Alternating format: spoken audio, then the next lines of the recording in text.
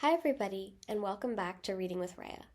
In today's video, we're going to be finishing Chapter 1 of Alice's Adventures in Wonderland by Lewis Carroll. "What a curious feeling," said Alice. "I must be shutting up like a telescope." And so it was indeed.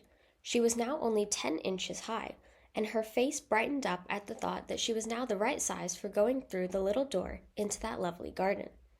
First, however, she waited for a few minutes to see if she was going to shrink any further.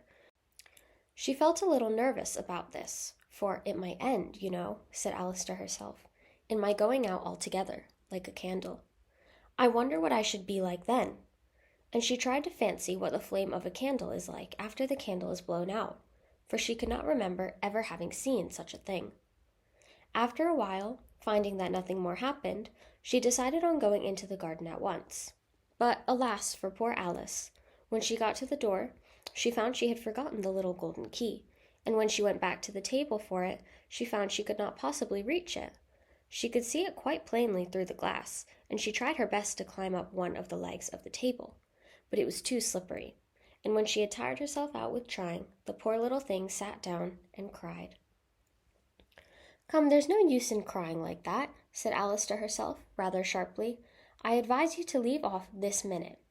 She generally gave herself very good advice, though she very seldom followed it, and sometimes she scolded herself so severely as to bring tears into her eyes, and once she remembered trying to box her own ears for having cheated herself in a game of croquet she was playing against herself, for this curious child was very fond of pretending to be two people.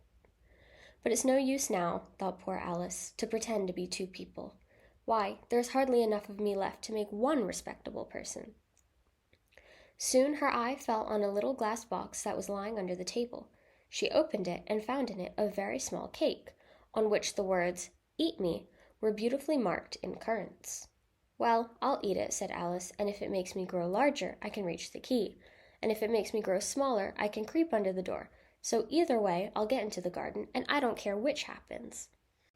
She ate a little bit, and said anxiously to herself, "Which way? Which way?"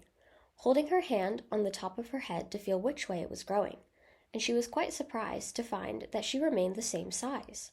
To be sure, this generally happens when one eats cake, but Alice had got so much into the way of expecting nothing but out-of-the-way things to happen that it seemed quite dull and stupid for life to go on in the common way. So she set to work and very soon finished off the cake.